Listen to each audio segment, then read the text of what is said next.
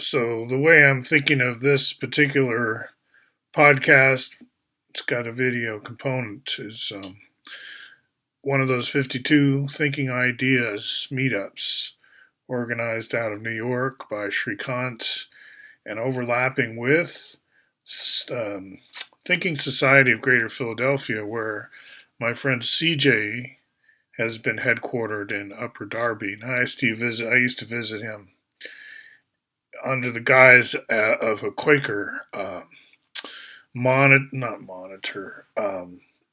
So there's this organization called the American Friends Service Committee based in Philadelphia, and it's identified with Quakers, and it wants to be legitimately so identified so that, cynics who attack it, and it does come under attack a lot. People will say, well, you're not really Quakers anyway, and that would cut into funding, let's say. So, to keep their credential as authentically Quaker, they have a process the AFSC does of bringing in Quakers from around the country. Is it annually or biannually? Anyway, I was on this. I was one of the delegates from the Pacific Northwest from our North Pacific yearly meeting a few times. Was it 3 times maybe? I got to go. It was a privilege. It was paid by NPYM. It was a privilege to go to the AFSC and have them present what they're working on, what their program was, what they were all about. And as Quakers, we kind of stroke our chins and say, well, looks pretty good, I guess, that kind of thing. Or, no, this is bad, whatever. Whatever kind of feedback, right? Now, this is distinct from the actual board and so forth. It's called being a corporation member, and that's what I was. Quakers are very business oriented, I have to say. The religion is indistinguishable from their business process, at least the brand that I'm talking about. But it's very also democratic and egalitarian. It's democratic in the sense of transparency. The processes are all, you can go to the meetings and see what's going on, kind of that kind of thing. Anyway, Quakers' big influence on U.S. history also. I'd say the inner connections between native cultures, which were elaborate and metaphysically advanced in terms of governance and so on, Iroquois Confederation. Out here, I'm more aware of tribes like Stillaguamish and Tulalip and Grand Ronde. There's all kinds of Warm Springs, all kinds of peoples here in the West that the Quakers started to get to know, and they were against having wars with. Quakers are always, being dragged along in world history as the unwilling, reluctant to get into wars, and I just keep being a drag on that. We keep being anti-war, and that's frustrating to a lot of people because they come to this planet apparently with war in mind. It's like a big coliseum kind of arena here, isn't it?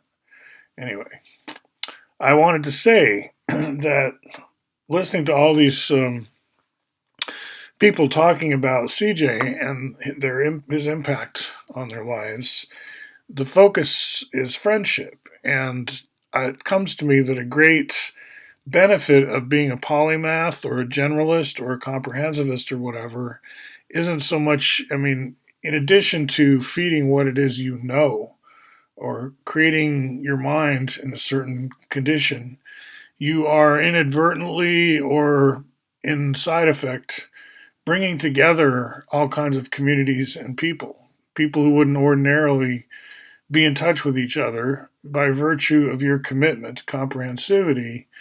You bring together networks, and this can be extremely positive. This can have a big effect. And I was kind of overlooking that. And also, I just wanted to tie it together here about friendship and friends. Quakers call themselves friends. Why? What was that about?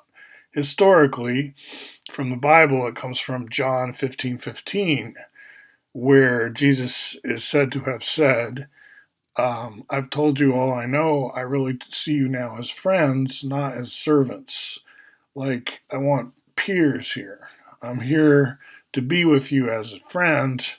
And that again, I'm looking at the Mithraic tradition, where regardless of your social class on the surface or the role you play, let's put it that way, the role you play in society, once you descend down into the quote unquote crypt or whatever, the meeting place of the secret society, which has some things in common with Christianity, you're all at the same level there in a way, where you're free to be other. You're free to interact with each other more as equals. And Quakers would bring people from different parts of society into the meeting house, and out there in the world, they might be CEO of a steel company and maybe just a janitor there at the same company. But in the meeting house, maybe the janitor gives very moving and deep, profound testimony. He's some kind of poet, right? And the CEO sees different sides of people and vice versa. Everyone begins to relate to each other in a more holistic way, right? So that's a promise that some religions bring to the table. It's like, let's cut through all the social role stuff and just be friends at the bottom, under it all. And I think that's what comprehensivity helps bring to the table, is kind of a glue language, a way that we can all not feel so alienated from each other, because that is a problem in this world. The tribes, they don't get along. This tribe over here feels very alienated by that tribe over there and vice versa. So what counters that? And I think people who go between, right? The wanderers, the flaneurs, the comprehensivists, the diplomats, the people who are okay with traveling between these sort of islanded communities. That's, like Shrikant says, that's kind of the pirate way too, meaning that you're in the ship going from coast to coast, meeting different kinds of people every stop. It's kind of like Star Trek too. It's like comprehensivity. There's a lot of adventure implied in that too. Anyway, I'm glad to be part of all this, and thank you, CJ, for getting the ball rolling on this next chapter.